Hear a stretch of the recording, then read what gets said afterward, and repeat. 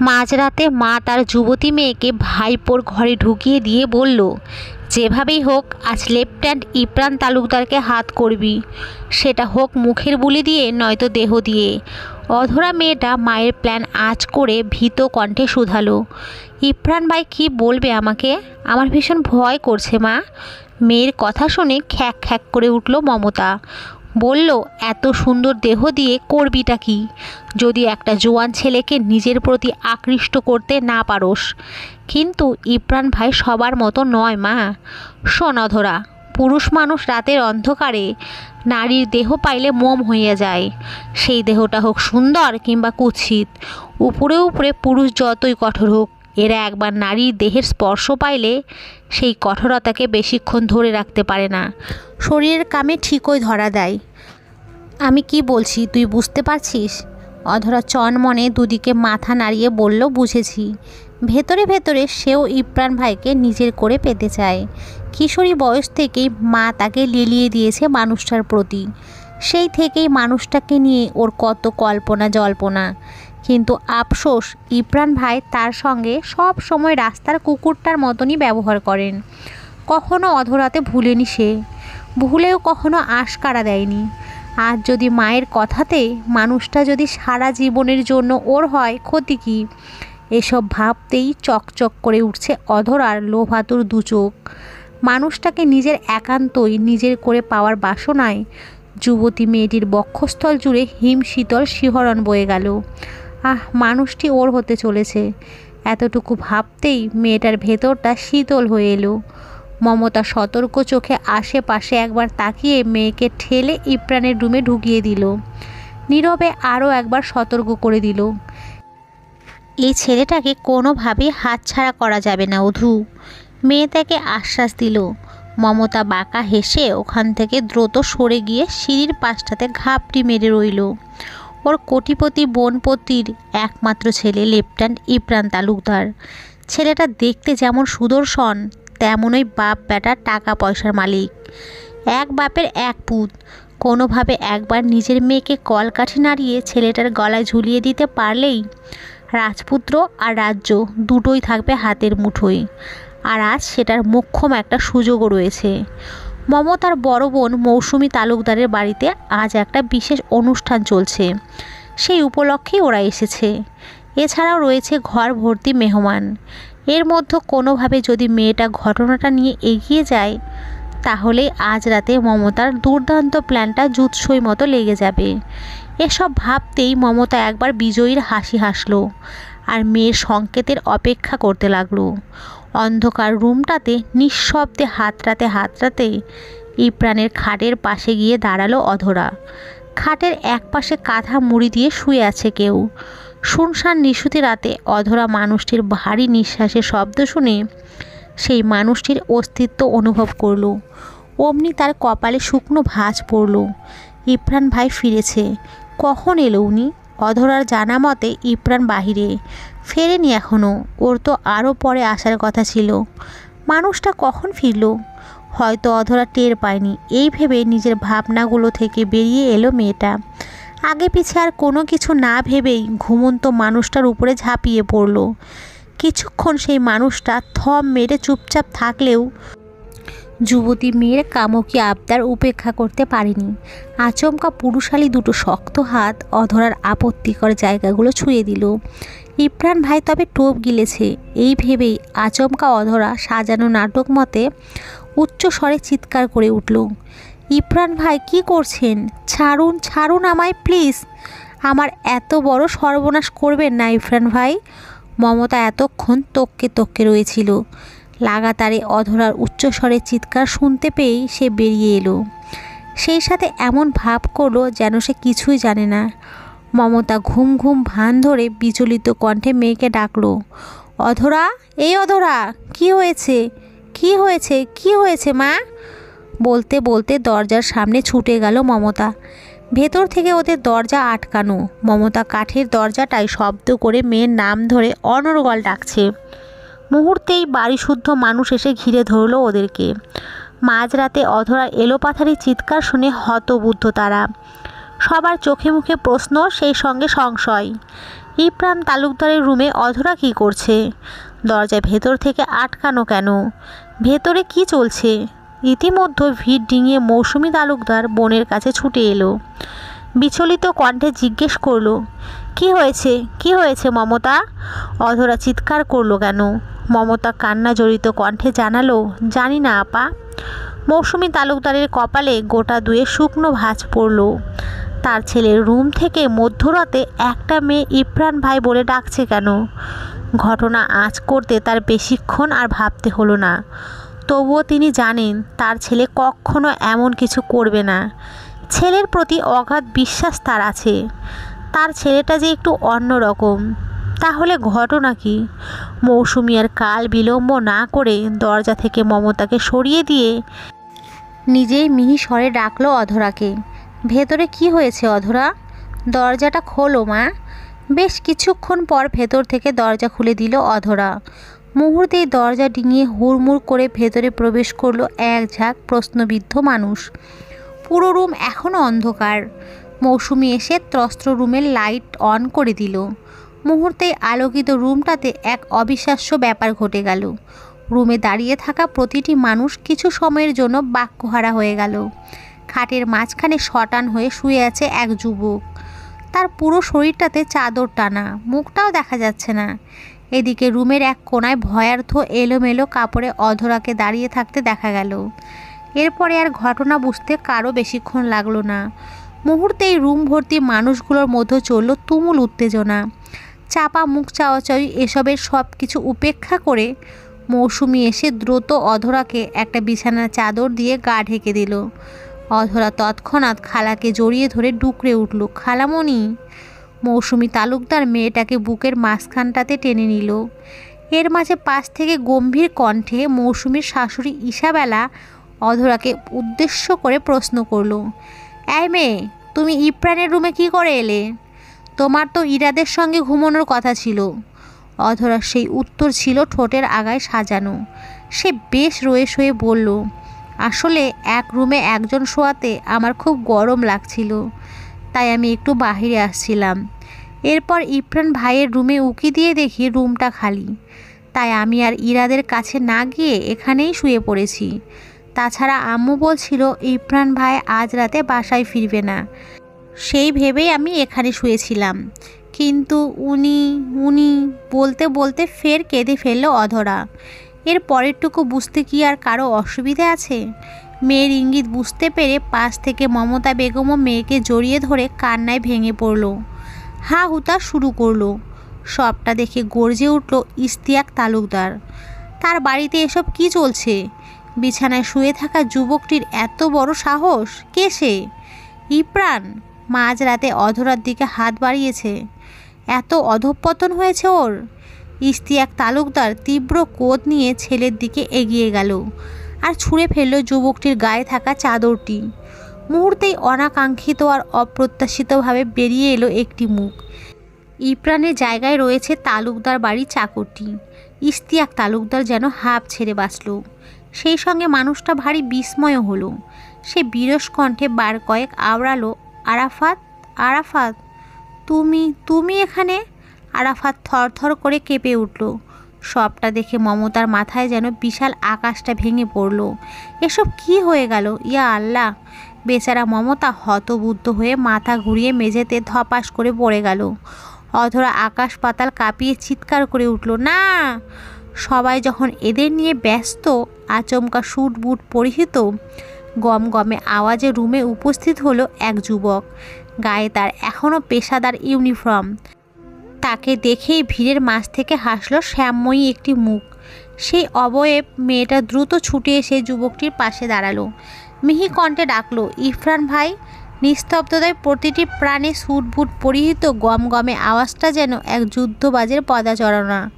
তার প্রতিটি পদক্ষেপে পথটা কেঁপে ওঠে, আর সেই শব্দেই ভেঙে যায় নীরবতা। ক্ষণে ক্ষণে তাজা হয় এক নতুন শক্তি, সাহসের উন্মেষ।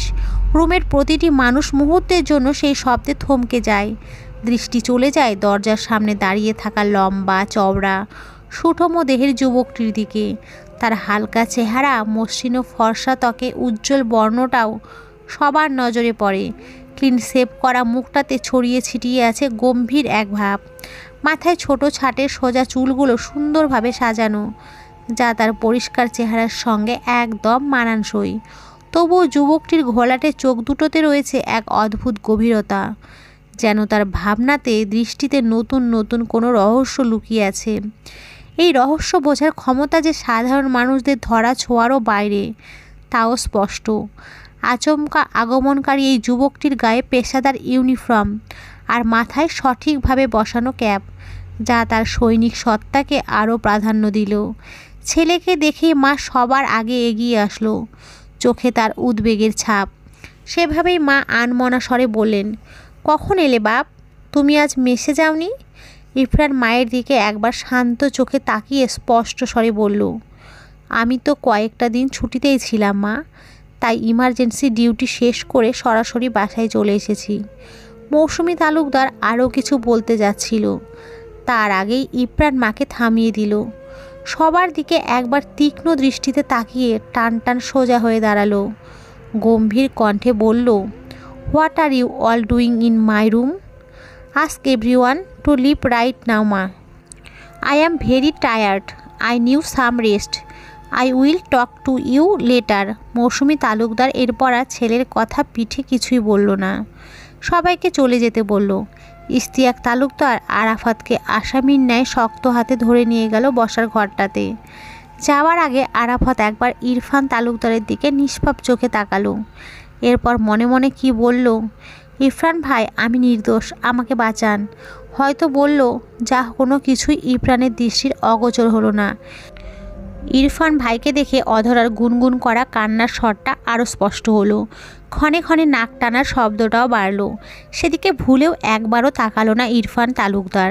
অধরা নিজের নিচু মাথাটা আরও নিচু করে নেয়। ইরফান ভাইয়ের দিকে আজ আর একবারও তার তাকানোর সাহস হচ্ছে না।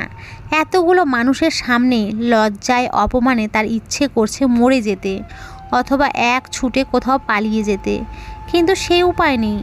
বড় খালা তার হাতটাও ধরে রেখেছেন, তাকেও নিয়ে এসেছেন বসার ঘরটাতে।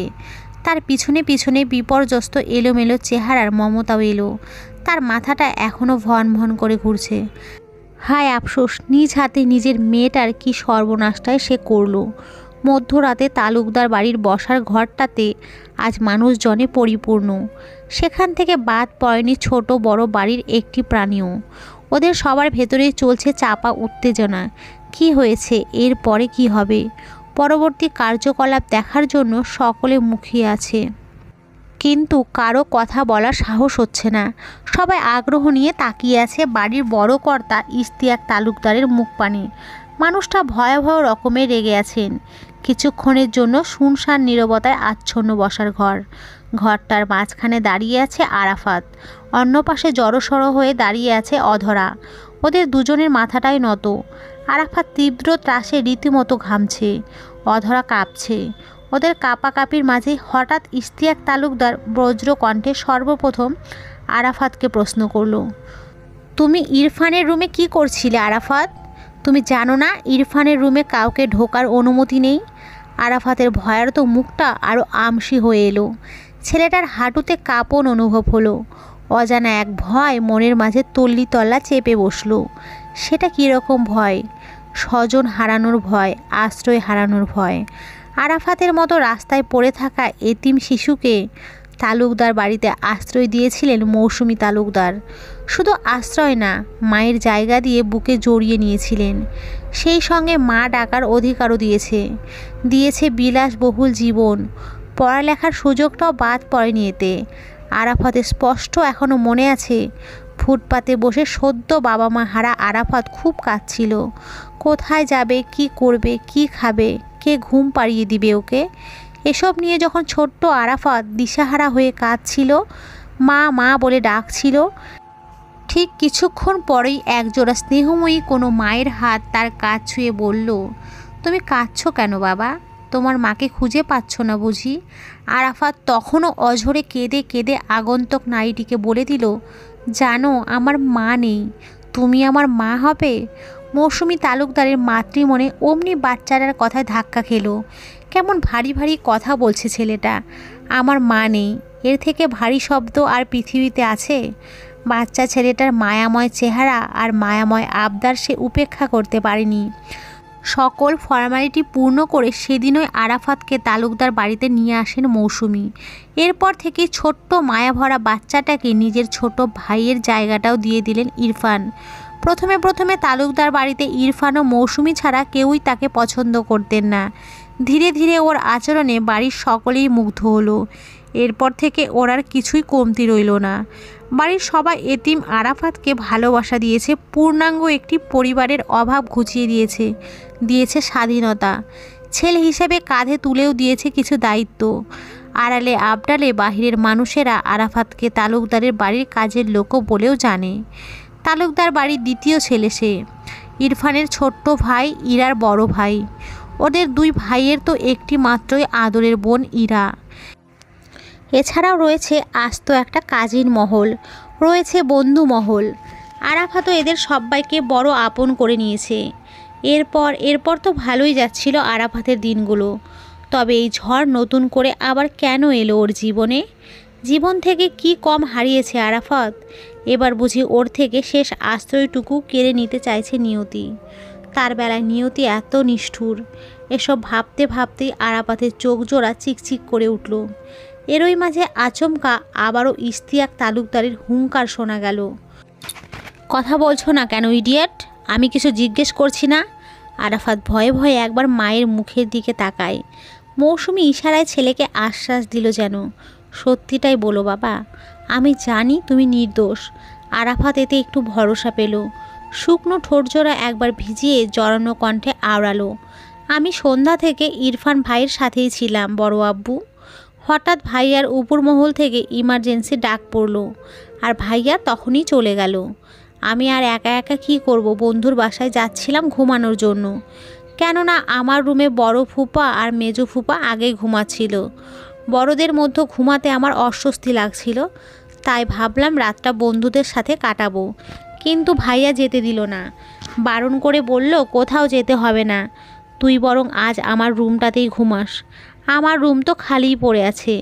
আমি আর ভাইয়ার কথা অগ্রাহ্য করতে পারিনি। আমি বাসায় এসে খেয়ে আগে ভাইয়ার রুমে গিয়ে ঘুমোচ্ছিলাম। কিন্তু এতটুকু বলেই থামলো আরাফাত। ফাঁকা ঢোক গিলল বার কয়েক। ইতিমধ্যে ঈশাবেলা অধৈর্য হয়ে বলল, কিন্তু কি? আরাফাত ফোঁস করে শ্বাস টেনে বলল, হঠাৎ মাঝরাতে অধরা কোনো কথাবার্তা ছাড়াই ভাইয়ার রুমে এলো, আর আচমকি ঘুমন্ত আমার উপরে আক্রমণ করে বসলো, আবার নিজেই চেঁচালো। উপস্থিত সবার বিস্মিত চোখে দৃষ্টি পড়ল এবার অধরার উপরে। তবে কি মেয়েটা আরাফাত বা ইরফানকে ফাঁসাতে চাইছে? অধরা নিজের পিঠ বাঁচাতে আচমকা চেঁচিয়ে উঠল, আরাফাত ভাইয়া মিথ্যা বলছে। আমি আগেই ওর রুমে ঘুমিয়েছিলাম। আরাফাত এটা টের পেয়ে আমার ঘুমের সুযোগ নিচ্ছিল। উপস্থিত সবাই পড়ল এবার মহাদ্বিধায়। ইশতিয়াক তালুকদার থম মেরে বসে রইল সিঙ্গেল সোফায়। ছেলে মেয়েদের এসব শুনতেও তার অস্বস্তি লাগছে। বাকিরাও একে অপরের দিকে তাকিয়ে মুখ চাওয়াচাওয়ি করলো। এদিকে আরাফাত ও অধরার চাপা তর্ক চলতে রইল। কাকে বিশ্বাস করবে ওরা? কে অপরাধী? এছাড়াও বিষয়টি বড্ড লজ্জাজনক। সুনামধন্য তালুকদার বাড়ির জন্য এটা তো আরও অসম্মানজনক। সবাই যখন ভাবনার জগতে ডুবে যাচ্ছিল, আচমকা বাঁকা হাসি হাসল ঈশাবেলা। অধরার কথার পিঠে দাদি চাপা স্বরে বলল, আরাফাত যখন তোমার ঘুমের সুযোগই নিচ্ছিল, তাহলে আমি সেটা স্বেচ্ছায় করার একটা সুযোগ করে দেই। কি বলল অধরা? দাদির ইঙ্গিত বুঝতে পেরে অধরা হক চকিয়ে উঠল। ভ্যা করে কেঁদে ফেলল। কিছু বলবেও তার আগেই দাদি মমতার দিকে তাকিয়ে বলল, আমাদের মান ইজ্জত তো যা যাওয়ার চলেই গেল। মমতা, তোমার কাছে আমি একটা প্রস্তাব রাখি। তোমার মেয়েকে আমি আমার নাত আরাফাতের জন্য চাচ্ছি। মমতা চমকালো, ভরকালো। এতক্ষণ ধরে থম মেরে দাঁড়িয়ে থাকা মমতা মুখ খুলল। ভারী বিস্ময় নিয়ে সে বলল, আপনি কি বলছেন মাউইমা? বাড়ির চাকরের জন্য আপনি আমার মেয়েকে চাচ্ছেন? ঈশাবেলাও খ্যাক করে উঠল। মুখ সামলে কথা বলো মমতা। তুমি কাকে চাকর বলছো? আরাফাতকে? তুমি জানো না আরাফাত এখন এই বাড়ির ছেলে? তোমার মেয়ের ভাগ্য ভালো যে আমি এরপরও তাকে তালুকদার বাড়ির বউ করতে চাইছি। আরাফাতের জন্য কেন চাইছেন আমার মেয়েকে? ইরফানের জন্য চাইতে পারলেন না? মমতার মুখের এই বাক্য সরাসরি বলার সাহস হলো না, গিলে ফেলতে হলো এ কথা। কিছু উপায়ন্তর না পেয়ে সে ইসাবেলার বড় মুখের কথাখানা অতি তুচ্ছ তাচ্ছিল্য করল। বলল, চাকর বাকর যতই তালুকদার বাড়ির ছেলে হোক, তার রক্ত তো আর পরিবর্তন করা যাবে না। আরাফাত আর কখনো ইরফান তালুকদার হবে না। চাকর তো চাকরই হয়। থেমে নেই ইসাবেলাও, মমতাকে কঠিন কিছু কথা শোনালো। সেই সঙ্গে এটাও বলে ফেলল, এত কিছুর পরও তোমার এই অসভ্য মেয়েকে কে বিয়ে করবে? আমি কিছু বুঝি না ভাবছো? আমি মুখ খুললে কিন্তু খুব খারাপ হয়ে যাবে মমতা। আবারও বললাম, তোমার মেয়েকে বিয়ে দেওয়ার এটাই শেষ সুযোগ। মমতা পড়ল অথই জলে।